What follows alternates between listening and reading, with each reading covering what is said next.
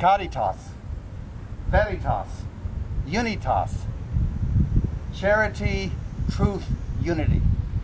These are the values that Villa Maria College has been infusing in the formation of students here in Buffalo, New York, for generations.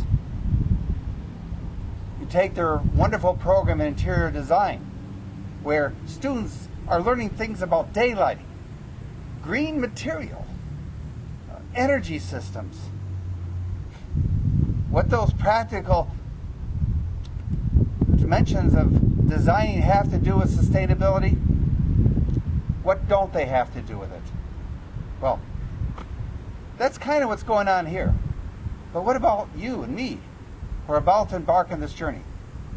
Well, come with me, and I'll fill you in on some of the details.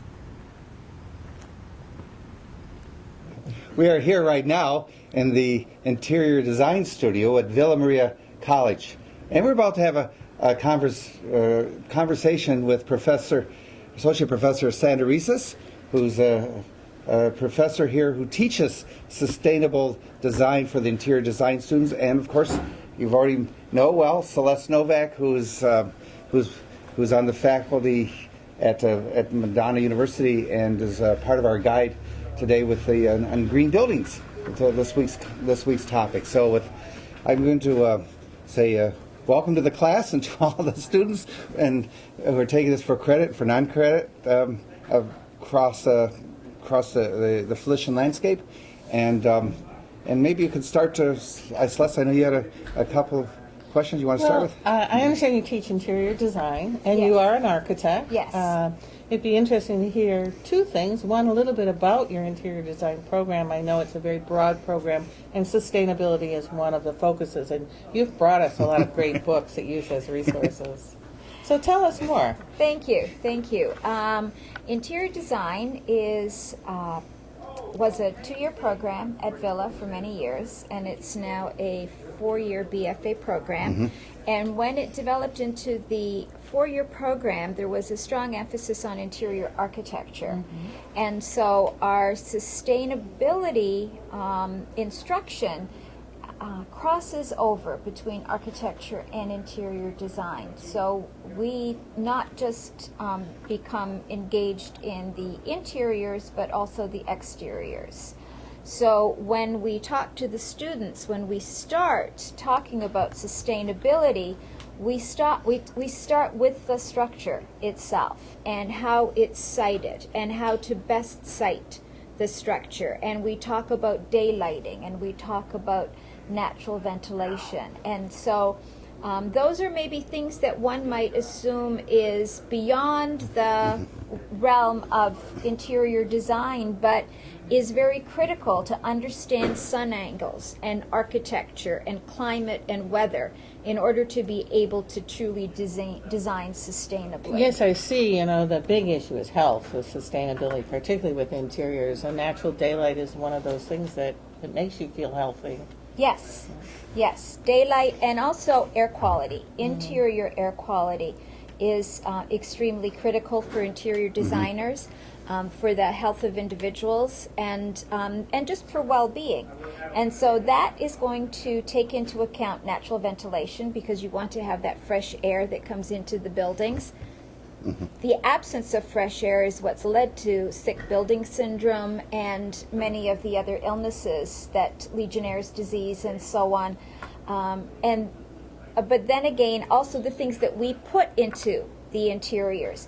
So we want those volatile organic compounds, VOCs. They talk about low VOC paints and low emissions in carpeting and things of that nature that actually can affect the interior air quality as well. So you have an enormous resource room with lots of samples. How many of these do you think apply towards those healthy finishes? Most of them. It's easier now, isn't it? Yes. When at one point we were eager to start a a portion of our library here that would be dedicated to sustainable materials, and then we discovered that people, the manufacturers now, are so eager to focus on sustainability that it is so interwoven that we really couldn't pull out just a segment. It exists. It's wonderful to see how it has interwoven through all aspects of the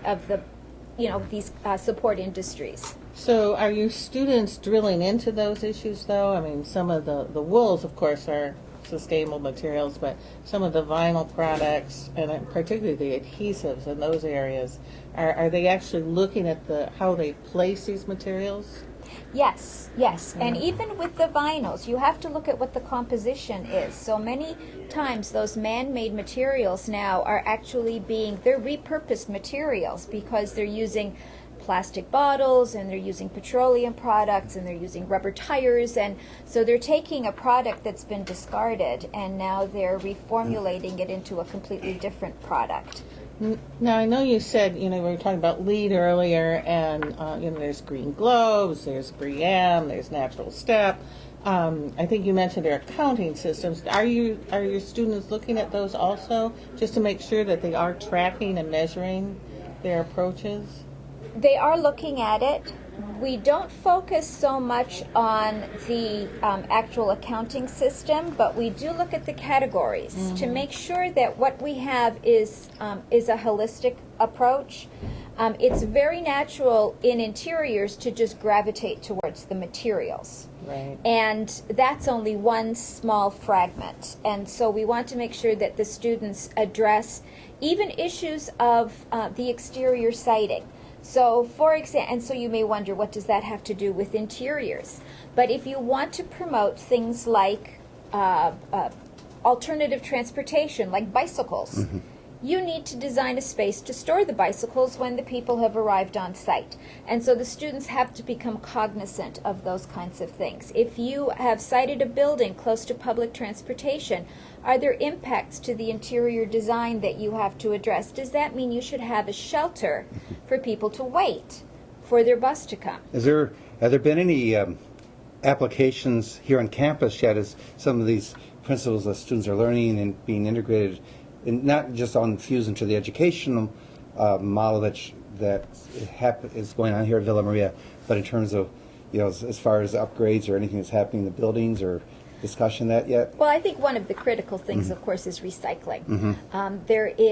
That's probably one of the first lessons that we give to our students is just the huge amount of refuse that we produce. Just it's a cultural phenomenon, but then also specific to the building industry. So in order to be able to recycle the materials, and so we have one of our young faculty members, Jessie Walp, has collaborated with the president, Sister Marcella Marie Garris, and some of the students, and they're designing recycling bins. And I think it's critical to get the students involved right there at that grassroots level, where they're actually creating the the containers and so on, because then they buy into it better. There's a vested interest there. Also, we try to focus. We have all these wonderful materials. These are donated to us by the industry, but we get phenomenal amounts of material. And so in addition to them being available for the students, we also encourage projects where we can actually repurpose and recycle some of these materials, so that we're not throwing them away, because that, again, it's refuse and So waste. this is spilling over beyond the confines of the class, like the student. I'm sure there's some student activities that are going on that are they're taking ownership over. Yes. You need that stewardship. Also, we're moving some of our presentations to digital presentations. We've done that. Working digitally is a huge savings on a lot of the paper products, and so so we balance it. There's a time and a need to have a physical presentation, but we also do a lot of work digitally and do the electronic presentations. So beyond this studio, are there other initiatives on campus? where people are talking about sustainability? We have Other than the recycling. changed part. all of our lighting. Okay. So sometimes you'll notice you'll come into a room and some of the older retrofits are still the technology that takes a little bit of time to warm up and get bright. But we've got the lighting now in place, and that almost has an immediate return. We're on within the campus. And affecting of the residences across the way. The convent, when they did their renovation, we have a geothermal system, heating system. Oh, you do here? The main building isn't hooked up into it, so we're still on our original system here, but they do have geothermal. Okay. And it's nice because the students that were here during that time of construction, saw what went into actually putting in a geothermal system.